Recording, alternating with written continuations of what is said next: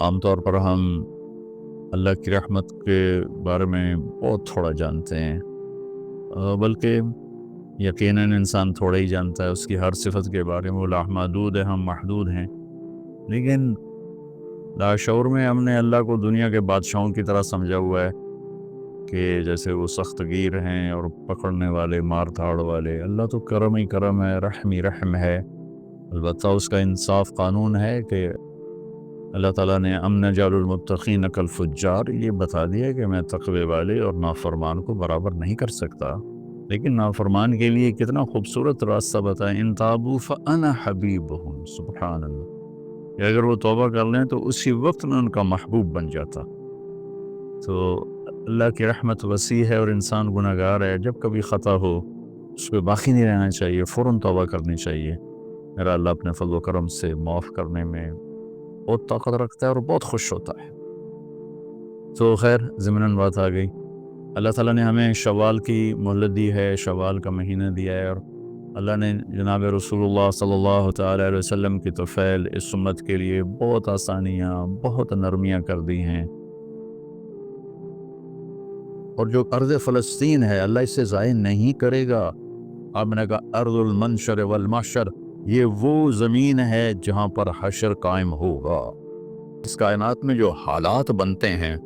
وہ بھی میرے اللہ کی قدرت اور طاقت کا اظہار ہے۔ وَنَبْلُوكُمْ بِالشَّرِّ وَالْخَيْرِ فِتْنَةً، ہم تمہیں آزمائیں گے کبھی برے حالات کے ساتھ اور کبھی اچھے حالات کے ساتھ۔ اس وقت امت پر برے حالات ہیں، 57 ملک سارے، صرف فلسطین نہیں، صرف غزہ نہیں، پوری امت برے حالات کا شکار ہے۔ برے حکمران ہیں، نکمے حکمران ہیں، بزدل حکمران ہیں،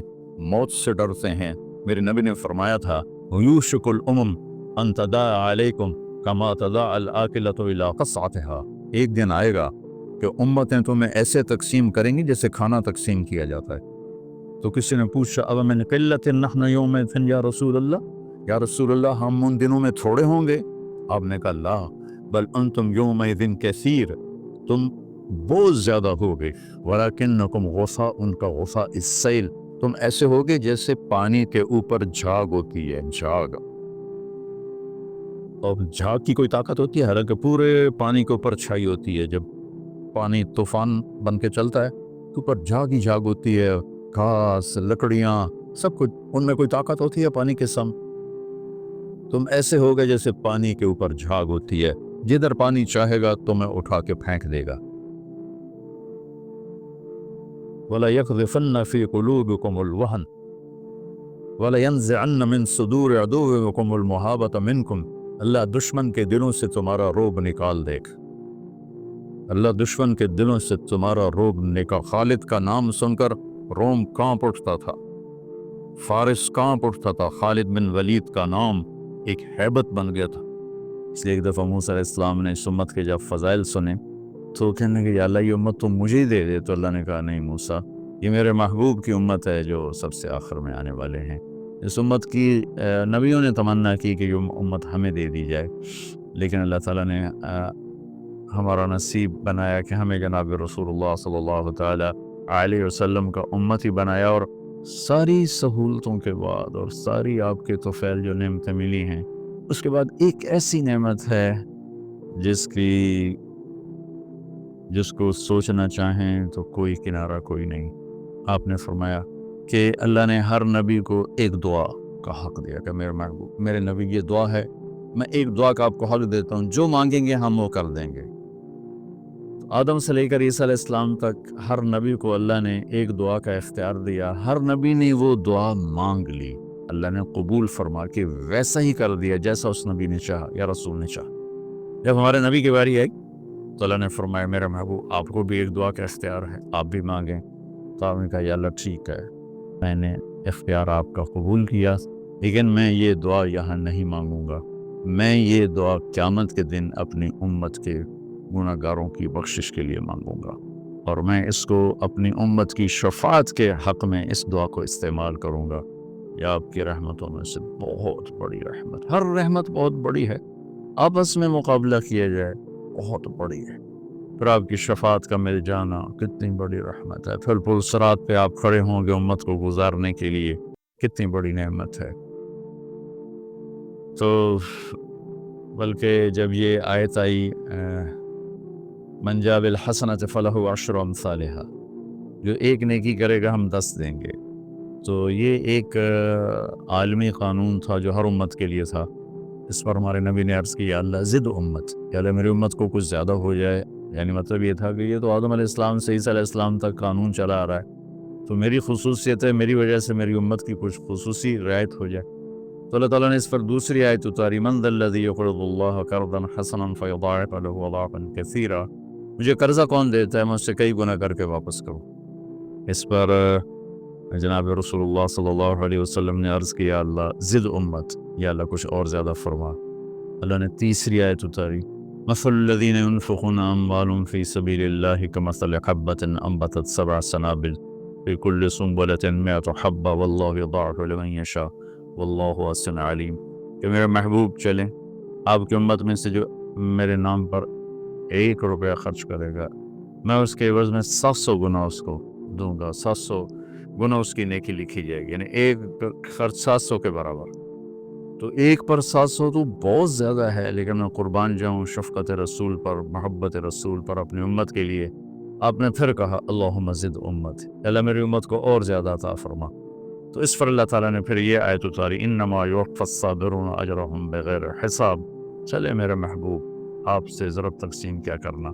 ہم آپ کی امت کے صبر والوں کو بے حساب دیں گے۔ اس بے حساب رحمتوں میں سے ایک رحمت شوال کے 6 روزے ہیں، کہ جناب رسول اللہ صلی اللہ علیہ وسلم نے ارشاد فرمایا من صام رمضان ثم اتبع 6 من شوال فَكَأَنَّهُ صَامَ السَّنَةَ كُلَّهَا، جس شخص نے رمضان کے روزے رکھے اور پھر شوال کے 6 روزے رکھے اس کے پیچھے، اور ثم کا لفظ بتاتا ہے کہ یہ 6 روزے اکٹھے نہیں ہیں، 30 دن میں 6 روزے ہیں۔ بعض دوستوں کو یہ تکلیف محسوس ہوتی ہے 6 اکٹھے رکھنے میں، اور کئیوں کے ذہن میں بھی بعض اوقات یہ ہوتا ہے کہ شاید یہ 6 اکٹھے رکھنے ہیں رمضان کی طرح، ایسا نہیں۔ ثم کا مطلب ہوتا ہے کہ اس پورے مہینے میں یکم سے 29 کے 30 کے دوران جو 6 روزے رکھ لے گا تو پورے سال کے روزے رکھنے کا اسے اجر مل جائے گا، کہ 6 روزے اور یہ 36 ہو گئے، اور سال کے دن ہے 360 ہیں، تو 36 روزوں کے بدلے میں 360 روزے رکھنے کا اللہ تعالیٰ اسے اجر نصیب فرمائیں گے۔ اور پھر یہ جو قرآن کی فضیلت الصائمین والصائمات،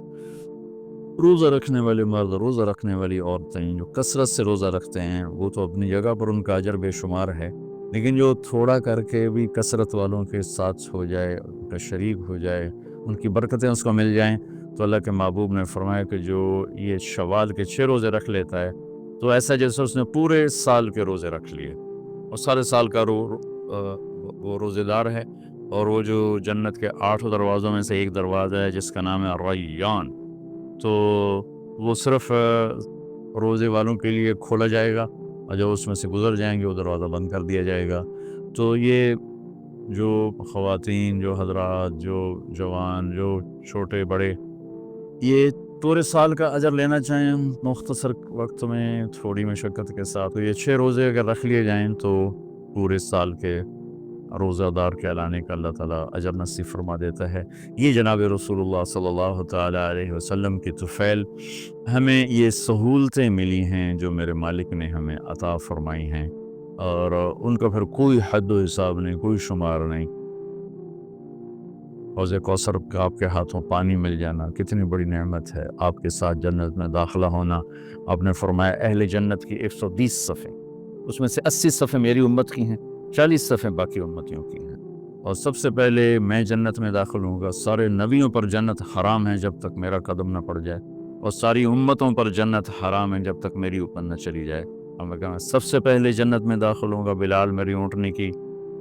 رسی پکڑ کے میرے ساتھ ہوگا، میرے لیے دروازہ کھلے گا، اور میرے ساتھ سب سے پہلے میری امت کے غریب لوگ داخل ہوں گے، باقی لوگ بعد میں داخل ہوں گے۔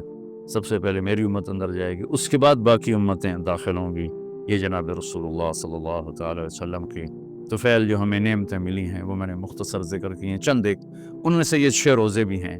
جو دوست، جو مرد، جو حضرات، جو خواتین مستورات رکھنا چاہیں ان کے لیے بہت بڑی فضیلت ہے۔ سارے سال کے روزے داروں نے اللہ تعالیٰ انہیں اجر نصیب فرمائے گا۔ اللہ تعالیٰ ہمیں اور کی توفیق بخشے۔ السلام علیکم۔